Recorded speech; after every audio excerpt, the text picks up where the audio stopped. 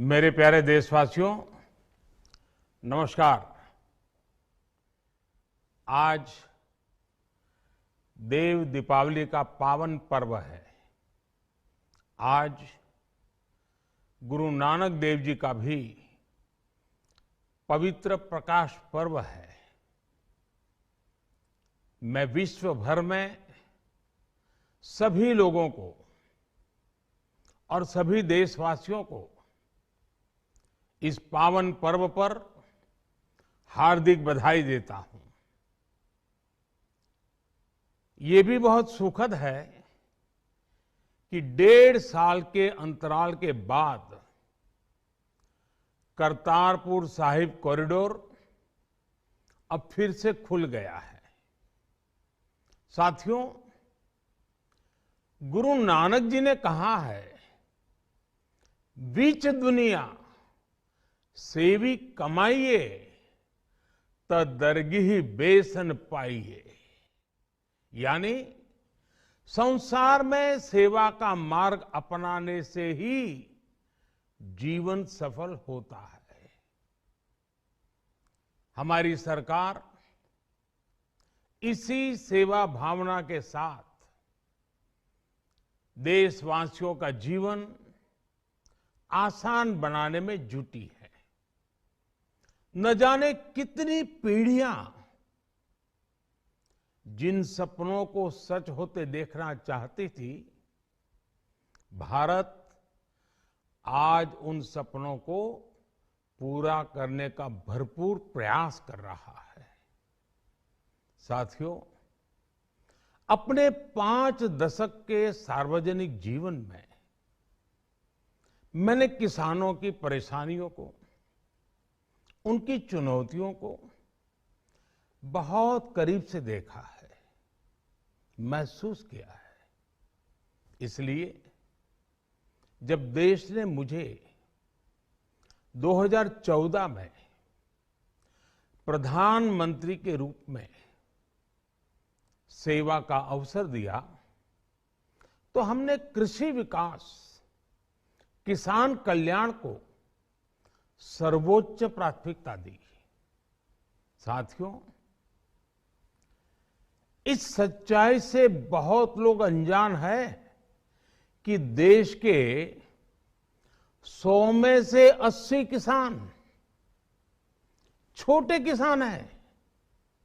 उनके पास 2 हेक्टेयर से भी कम जमीन है।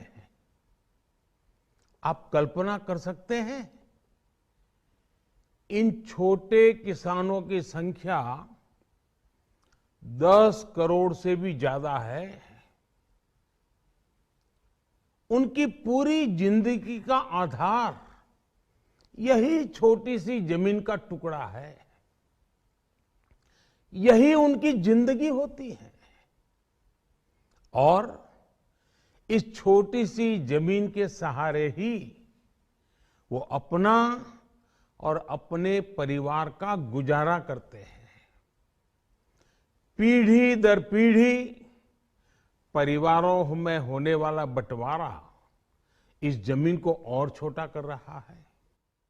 इसलिए देश के छोटे किसानों की चुनौतियों को दूर करने के लिए हमने बीज, बीमा, बाजार और बचत, इन सभी पर चौतरफा काम किया। सरकार ने अच्छी क्वालिटी के बीज के साथ ही किसानों को neem coated urea, soil health card, micro irrigation जैसी सुविधाओं से भी जोड़ा। हमने 22 करोड़ सॉइल हेल्थ कार्ड किसानों को दिए और इस वैज्ञानिक अभियान के कारण एग्रीकल्चर प्रोडक्शन भी बढ़ा। साथियों, हमने फसल बीमा योजना को अधिक प्रभावी बनाया। उसके दायरे में ज्यादा किसानों को लाए। आपदा के समय ज्यादा से ज्यादा किसानों को आसानी से मुआवजा मिल सके, इसके लिए भी पुराने नियम बदले। इस वजह से बीते 4 साल में 1 लाख करोड़ रुपए से अधिक का मुआवजा हमारे किसान भाई बहनों को मिला है। हम छोटे किसानों और खेत में काम करने वाले श्रमिकों तक बीमा और पेंशन की सुविधाओं को भी ले आए। छोटे किसानों की जरूरतों को पूरा करने के लिए सीधे उनके बैंक खातों में 1,62,000 करोड़ रुपए ट्रांसफर किए, सीधे उनके खाते में। साथियों, किसानों को उनकी मेहनत के बदले उपज की सही कीमत मिले, इसके लिए भी अनेक कदम उठाए गए। देश ने अपने रूरल मार्केट इंफ्रास्ट्रक्चर को मजबूत किया।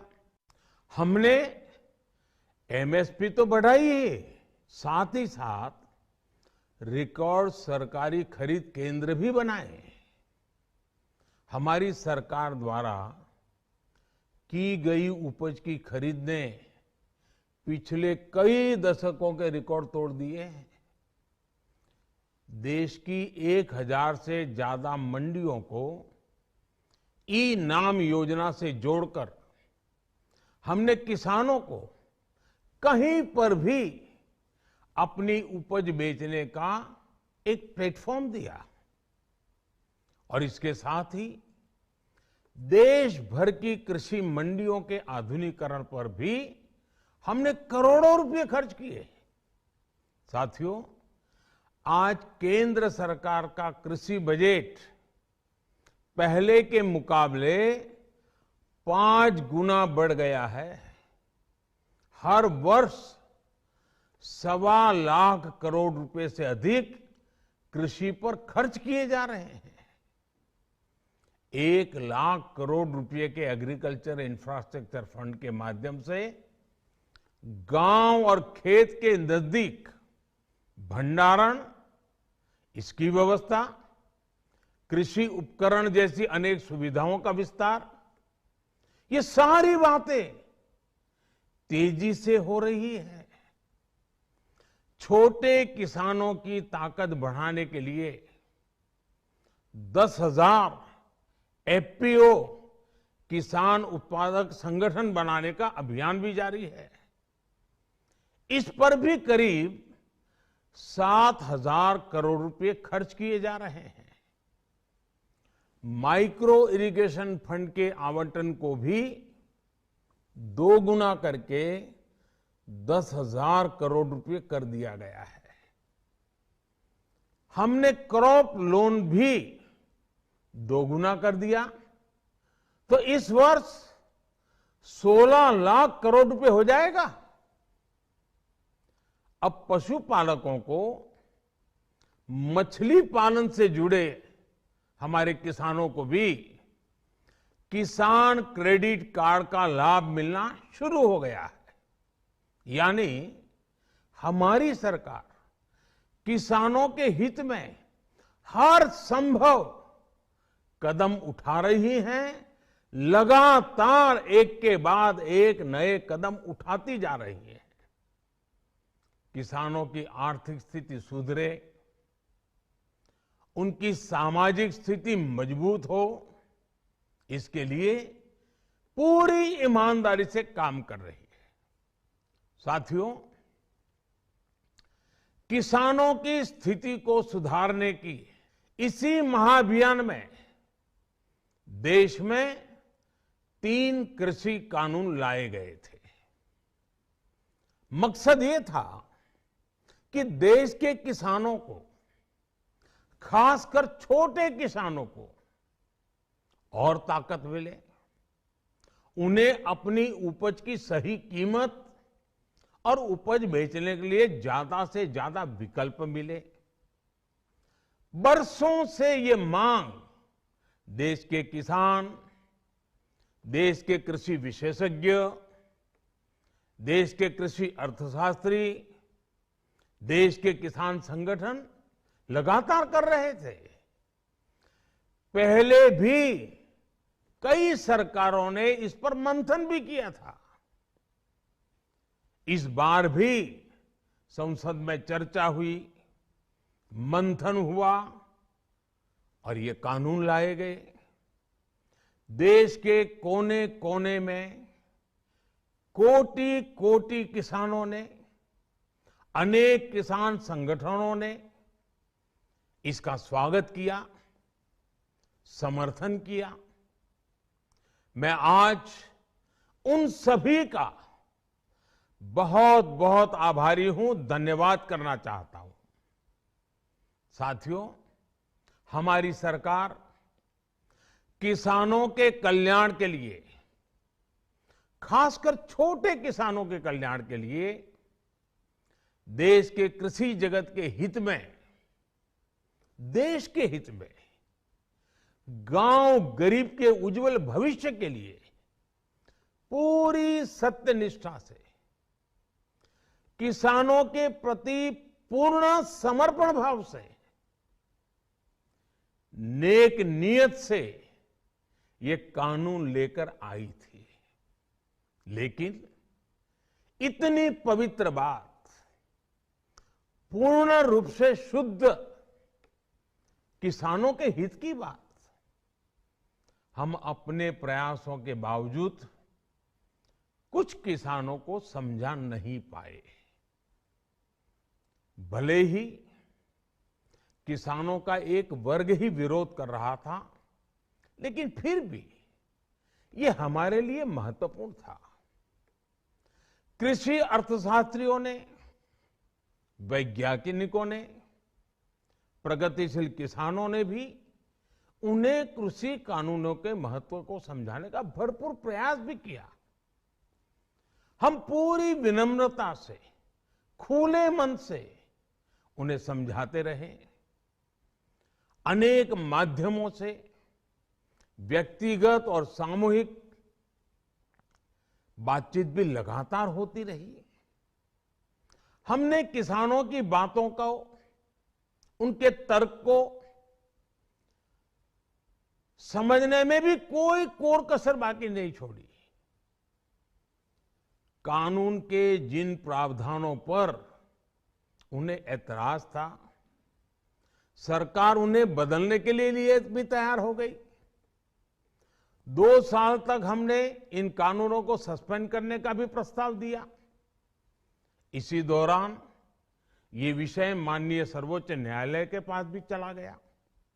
ये सारी बातें देश के सामने है, इसलिए मैं इनके अधिक विस्तार में नहीं जाऊंगा। साथियों, मैं आज देशवासियों से क्षमा मांगते हुए सच्चे मन से और पवित्र हृदय से कहना चाहता हूं कि शायद हमारी तपस्या में ही कोई कमी रही होगी, जिसके कारण दिए के प्रकाश जैसा सत्य कुछ किसान भाइयों को हम समझा नहीं पाए। आज गुरु नानक देव जी का पवित्र प्रकाश पर्व है। ये समय किसी को भी दोष देने का नहीं है।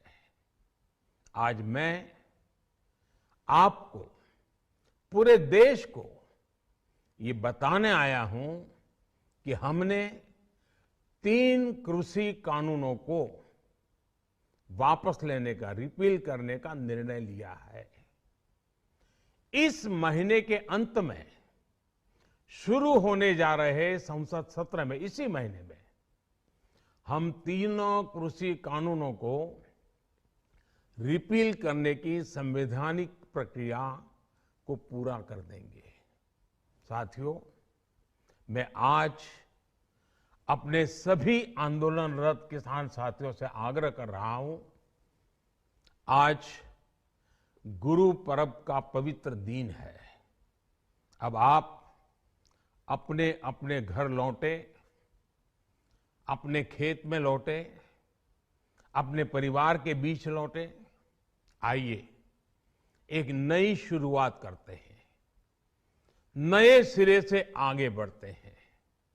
साथियों, आज ही सरकार ने कृषि क्षेत्र से जुड़ा एक और अहम फैसला लिया है। जीरो बजट खेती यानी प्राकृतिक खेती को बढ़ावा देने के लिए देश की बदलती आवश्यकताओं को ध्यान में रखकर क्रॉप पैटर्न को वैज्ञानिक तरीके से बदलने के लिए एमएसपी को और अधिक प्रभावी और पारदर्शी बनाने के लिए ऐसे सभी विषयों पर भविष्य को ध्यान में रखते हुए निर्णय लेने के लिए एक कमेटी का गठन किया जाएगा। इस कमेटी में केंद्र सरकार, राज्य सरकारों के प्रतिनिधि होंगे, किसान होंगे, कृषि वैज्ञानिक होंगे, कृषि अर्थशास्त्री होंगे। साथियों, हमारी सरकार किसानों के हित में काम करती रही है और आगे भी करती रहेगी। मैं गुरु गोविंद सिंह जी की भावना में अपनी बात समाप्त करूंगा। देहि शिवावर मोहे इहे, शुभ कर्मन ते कबहू न टरो। हे देवी, मुझे ये वर दीजिए कि मैं शुभ कर्म करने से कभी पीछे ना हटूं। जो किया किसानों के लिए किया, जो कर रहा हूं देश के लिए कर रहा हूं। आप सभी के आशीर्वाद से मैंने मेहनत में पहले भी कोई कमी नहीं की थी। आज मैं आपको विश्वास दिलाता हूं कि अब और ज्यादा मेहनत करूंगा ताकि आपके सपने साकार हो सके, देश के सपने साकार हो सके। आपका बहुत बहुत धन्यवाद। नमस्कार।